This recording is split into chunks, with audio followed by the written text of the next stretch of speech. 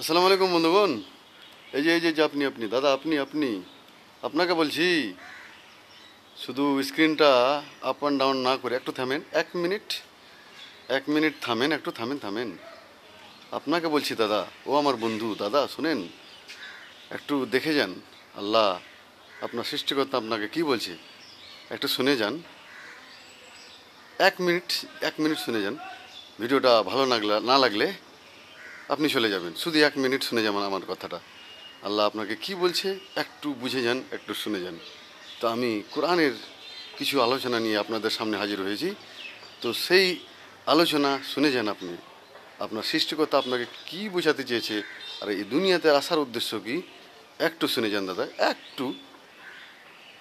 তারপরে আপনি না হলে স্ক্রল ডাউন, তো আপনার এই যে ফিঙ্গারটা আছে এটাকে আপ অ্যান্ড ডাউন করতে থাকবেন। তো চলেন, আল্লাহ তালা কোরআনের মধ্যে কি বলছে শুরু করা যাক। আসসালামু আলাইকুম বন্ধুগণ, কেমন আছেন সবাই? আশা করি সবাই ভালো আছেন। আমি আলহামদুলিল্লাহ আল্লাহর রহমতে ভালো আছি। এই যে বন্ধু, এই যে আপনাকে বলছি, এই যে স্ক্রিনটাকে, মোবাইলের স্ক্রিনটাকে শুধু আপ অ্যান্ড ডাউন করছেন আর অশ্লীল ভিডিও দেখছেন। একটু থামেন না, একটু থামেন, একটু শুনে যান। ভালো কথা বলছি, আপনার জন্য ভালো হবে, আপনার পরিবারের জন্য ভালো হবে। ভালো কিছু দেখেন, ভালো কিছু শুনেন, শুনেন না, একটু শুনেন, একটু থামেন। 1 মিনিট কথা তো আমার শুনে যান দাদা, আমার বন্ধু ও আমার দিদিরা। একটু wait for a minute, please wait for a minute, listen to me, just 1 মিনিট, জাস্ট 1 মিনিট, গিভ মি 1 মিনিট। I will tell you something about you and your creator, the mighty Allah. Just 1 minute, listen to me very carefully. It's very, very important for all of us. Okay? Just 1 minute. একটা minute শুনে যান দাদা, আপনার জন্য এবং সবার জন্য। আল্লাহ তাআলা আমাদের সৃষ্টি করেছেন সর্বশ্রেষ্ঠ মখলুকাত, আশরাফুল মখলুকাত, সর্বশ্রেষ্ঠ জীব বা প্রাণী হিসাবে যাই বলেন, মানুষ জাতি। তো আল্লাহ তাআলা সৃষ্টির মধ্যে আল্লাহ তাআলা আমাদের সবচাইতে উপরে রেখেছেন। প্রথমে আল্লাহ তাআলা ফেরেশতাদের সৃষ্টি করেছেন, তারপরে জিনদের সৃষ্টি করেছেন, তারপরে আমাদের মানুষদের সৃষ্টি করেছেন। তো আল্লাহ তাআলা সৃষ্টি করে এমনি তেমনি ছেড়ে দেননি আমাদের। প্রত্যেকটা আল্লাহর সৃষ্টির, প্রত্যেকটা আল্লাহর জীবের আল্লাহ তাআলা তার নিয়ম কানুন কিছু বেঁধে রেখেছেন। সেটা প্রাণীদের মধ্যে হোক, সেটা মানুষদের মধ্যে হোক, খেয়াল রাখবেন সেটা। জীবদের দেখবেন তারা শৃঙ্খলাভাবেই চলাফেরা করে বা বিশৃঙ্খল হয় সময়, তাদের এটা প্রবৃত্তি তারা, কিন্তু তারা তারা যে সৃষ্টিকর্তা তাদের যে আছে, তারা সেটা জানে। আমরা অবশ্যই সেটা জানতে পারবো একদিন বিজ্ঞানের মাধ্যমেই। কিন্তু আমরা মানুষদের ব্যাপারে বলছি। আর যেহেতু আমি সূরা আল কোরআন এর সূরা দাহর মানুষ নিয়ে আল্লাহ তাআলা যেভাবে এই সূরার মধ্যে বলছেন, তো মানুষ নিয়ে আমি কিছু প্রথমে বলছি, তারপরে আমার যে মানে এবং তাফসির আমি আলোচনা করি সেদিকে বাড়বো ইনশাআল্লাহ। তো মানুষ এমন একটা জীব, যে মানুষ কোনো কিছু আমরা যদি সৃষ্টি করি বা কোনো কিছু আমরা ইজাদ করি বা তৈরি করি, তো সেটার একটা গাইডলাইন দেওয়া থাকে যে এইভাবে চলেন, এটা করলে জিনিসটার ভালো হবে। মেশিন বা কোনো জিনিসের হতে পারে, যে এই মেশিনটার, ধরে নিন কোনো মেশিন আছে, তো তৈরি করলেন, তো এইটা মেশিনের এটা করলে আপনার মেশিনটার ভালো, এটা করলে মেশিনটার জন্য খারাপ। তো ভাবেন আল্লাহ তাআলা আমাদের সৃষ্টি করেছেন আর এই কিছুই দেননি, কিছুই নির্দেশিকা দেননি, এটা হতে পারে না, এটা কখনো হতে পারে না। যিনি আমাদের তৈরি করেছেন, যে মহান আল্লাহ, যে মাইটি আল্লাহ, মাইটি গড, তিনি যে সৃষ্টি করেছেন আমাদের, তো এক নির্দেশিকা দেননি, এটা হতে পারে না। আমাদের জন্য অবশ্যই হালাল হারাম দিয়েছে। তো আমি যেটার কথা বলছি, যে মদটার কথা বলছি, শরাব, যে লিকার যে আমরা পান করি, বিশেষ করে আমাদের, বিশেষ করে স্পেশালি আমরা বলবো, মুসলিম অমুসলিম সবাই শুনছেন আমার ভিডিওটা, আমি জানছি, আমি বুঝছি। তো আমার মুসলিম ভাইদের বলবো, ভাইরে ও দিদিরা, আপনাদের জন্য সমস্ত রকমের নেশাদ্রব্য হারাম করা হয়েছে। তো আপনারা সেই হারাম থেকে বেরিয়ে আসুন। কালকে আমি দেখলাম সন্ধ্যাবেলা, হতে পারে তারা অন্য কোনো কাজে এসছিল বা কোনো মাঠের মধ্যে রাত্রিবেলা, কিছু লোককে দেখলাম নির্জন স্থানে গিয়ে তারা আনন্দ ফুর্তি করছে। বা আমিও সকাল সকাল যাই এগুলোতে তো সেখানে লিকারের বোতল বা শরাবের বোতল, মদের বোতল পড়ে থাকে আশেপাশে। তো ওই লোকগুলাই খায় অবশ্য, সেই মুসলিম ভাইদেরও, জানি না কে ওগুলো। তো তারা এই তো মদ তারা পান করে। অনেকে আছেন যারা মদ পান করেন, শখের বশে করেন, বন্ধুদের ইচ্ছায় বা নিজের স্ট্যাটাস বাড়ানোর জন্য, নিজের সম্মান বাড়ানোর জন্য আপনার সিগারেট খান, তাম্বাকু খান, বা আরও কিছু আছে এমন এমন দ্রব্য যেগুলোতে মদের বা হারাম জিনিসের স্পর্শ থাকে, সেগুলোকে আমরা কি করি, সেগুলোকে আমরা পান করি বা সেগুলোকে আমরা খাই। তো আমার বক্তব্য হচ্ছে যে এই যে আমরা এই হারাম জিনিসগুলো জানবো, আমাদের জন্য আল্লাহ তাআলা কী আমাদের জন্য হারাম করেছেন এবং কী আমাদের জন্য হালাল করেছেন। অবশ্যই এর মধ্যে আল্লাহ নিয়ামত রেখেছেন বলি কোনো কোনো জিনিসকে আল্লাহ হারাম করেছেন, আর কোনো কোনো জিনিসকে আল্লাহ হারাম করেছেন। সব কিছুকে যে হালাল করে দিয়েছেন তা নয়, আমাদের অবশ্যই বাধ্যবাধকতার মধ্যে থাকতে হবে। আমাদের এই পরীক্ষার হলের মধ্যে আমাদের বিধিনিষেধ আল্লাহ তাআলা বেঁধে রেখেছেন, সেই বিধিনিষেধ অবশ্যই আমাদের মানতে হবে। যেভাবে পরীক্ষার খাতায় যদি আপনি বিধিনিষেধ না মানেন তাহলে আপনার শাস্তি পরীক্ষার হলের মধ্যে দেওয়া হয়, তো সেইভাবে একইভাবে আমাদের এই আল্লাহ তাআলার এই পরীক্ষার দুনিয়াতে আমাদের কিছু হালাল কিছু হারাম এই নির্দেশনাগুলো দেওয়া হয়েছে, এগুলোকে আমাদের মানতে হবে। নচেৎ আপনার জন্য সেই ভয়াবহতার কিয়ামতের মাঠে আপনি সেদিন বেইজ্জত এবং অপমানিত ছাড়া আর কিছুই হবেন না, যদি আপনি আল্লাহ তাআলার নির্দেশ সেই হারামটাকে বেছে না নেন। হারাম জিনিসকে যদি আপনি ত্যাগ না করেন আর হালাল জিনিসটাকে বেছে না নেন, তাহলে আপনার জন্য সেদিন ভয়ঙ্কর এক শাস্তির আযাব অপেক্ষা করছে। তো আমার বলার উদ্দেশ্য হচ্ছে যে আপনারা হালাল হারাম জানেন। এই মদ নামক নেশা নামক যে কোনো নেশা হতে পারে, সেটা সেই হারাম জিনিসকে আপনারা ত্যাগ করেন। সেটা পান হোক, সেটা চোখের দ্বারাতে কোনো কাজ হোক, হাতের দ্বারাতে কোনো কাজ হোক, আপনারা হালাল হারামটাকে চিনেন। আপনারা মদ নামক নেশা দ্রব্য যাবতীয় আছে সেগুলো সম্মান বাড়ানোর জন্য যদি আপনারা কেউ পান করেন বা খেয়ে থাকেন, সেগুলো আজই ত্যাগ করেন। সেটা একটা কথা মনে রাখবেন, কোনো নেশা যদি একবার যদি আপনি লেগে যান ওর পাশে, তো আপনাকে ওই নেশা একবার ধরে নিলে আপনি সহজে ছাড়তে পারবেন না। দেখবেন আশেপাশে অনেক এমন কেস আছে, অনেক কেস আছে যারা কোনো জিনিস নেশা করে নেই, তো সেটা ছাড়ার কোনো সহজ উপায় তাদের কাছে পাওয়া আর থাকে না। তো সেখান থেকে আপনারা বেরিয়ে আসুন। আল্লাহর দোহাই দিয়ে বলছি, আপনাদের জন্য বলছি, আপনারা বন্ধুরা আমার যেই শুনছেন আমার ভিডিওটা, বেশি বেশি করে এই ক্লিপটাকে শেয়ার করেন, যাতে করে সবাই তাদের নিজের সৃষ্টিকর্তার নির্দেশিকা মানে এবং হালাল হারাম বেছে নেওয়ার জ্ঞান অর্জন করতে পারে। তো এই হচ্ছে আজকের আমার নির্দেশিকা, বা আজকে আমার অনুরোধ, বা যাই বলেন রিকোয়েস্ট বলেন আপনাদের কাছে আমার। তো চলেন আল্লাহ তাআলা সূরা দাহর এর মধ্যে কি বলছেন এবং এখান থেকে আমরা কি শিক্ষা নিতে পারি, এবং সেই শিক্ষা নিয়ে আমাদের জীবনটাকে আল্লাহর রাস্তায় মানে ইচ্ছাটাকে দিয়ে আল্লাহর কাছে সঁপে দিয়ে আল্লাহর নিকট্য লাভ করতে পারি এবং আল্লাহর সবচাইতে উঁচু জান্নাতুল ফেরদাউস লাভ করতে পারি। তো চলেন শুরু করা যাক। আল্লাহ তাআলা 25 নম্বর আয়াতে কি বলছেন, আউযু বিল্লাহি মিনাশ শাইতানির রাজিম, বিসমিল্লাহির রহমানির রহিম। সূরা দাহর মানে হচ্ছে মানুষ। আল্লাহ তাআলা মানুষ জাতিকে নিয়ে এখানে আল্লাহ তাআলা এই সূরার মধ্যে টাইটেল দিয়ে কিছু উল্লেখ করেছেন এবং আমাদের কিছু শিক্ষা দিয়েছেন।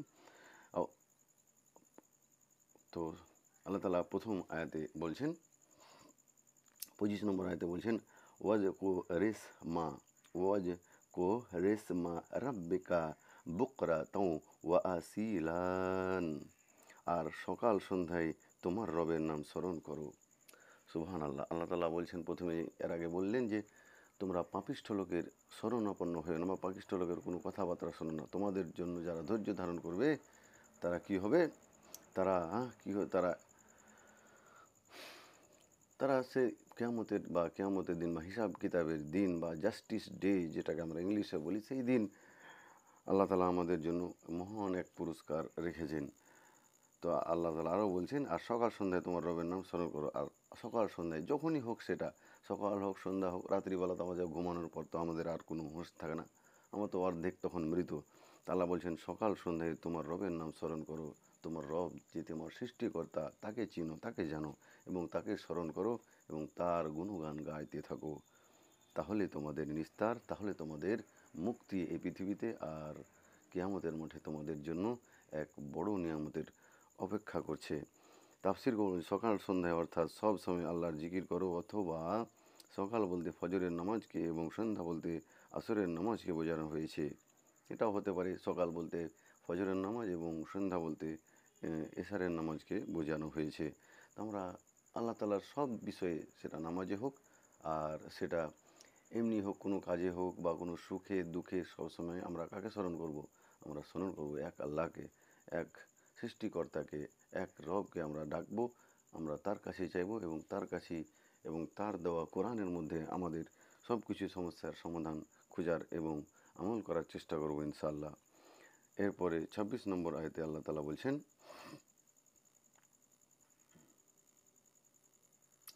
26 নম্বর আয়াতে আল্লাহ তাআলা বলছেন, ওয়া মিনাল লাইলি ফাসজুদ লাহু ওয়া সাব্বিহু ফাসজুদ লাহু ওয়া সাব্বিহু লাইলান তাওয়িলান। আর রাতের একাংশে তার উদ্দেশ্যে সিজদারত হও এবং দীর্ঘ রাত ধরে তার তাসবিহ পাঠ করো। সুবহানাল্লাহ। রাত্রির কিয়দংশ তাকে সিজদা করো এবং রাত্রির দীর্ঘ সময় তার পবিত্রতা ও মহিমা ঘোষণ করো।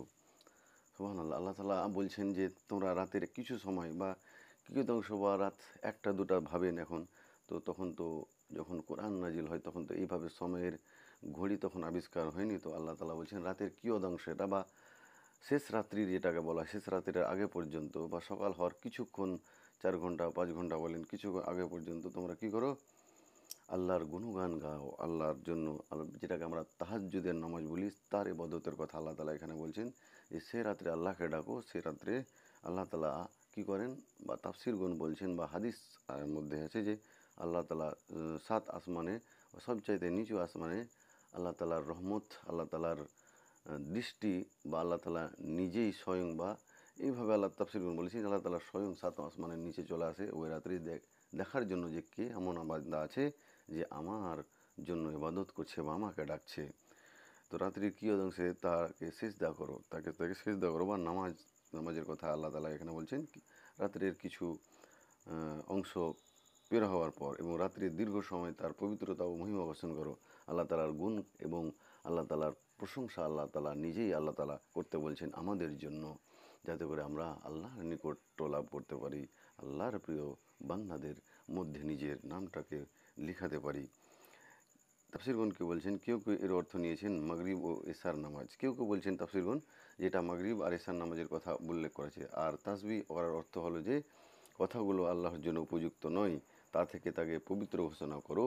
কারণ নিকটে এর অর্থ হলো রাতের নফল নামাজ, যেটাকে বললাম যে আমরা রাতের নফল নামাজ, যেটাকে আমরা তাহাজ্জুদের নামাজ বলা হয়, সেই অর্থাৎ তাহাজ্জুদের নামাজ, যেটা একটু আগে যে বললাম। আর এখানে আদেশ ইস্তেবার, যা করলে নেকি হয়, না করলে কোনো পাপ হয় না অর্থে ব্যবহার হয়েছে।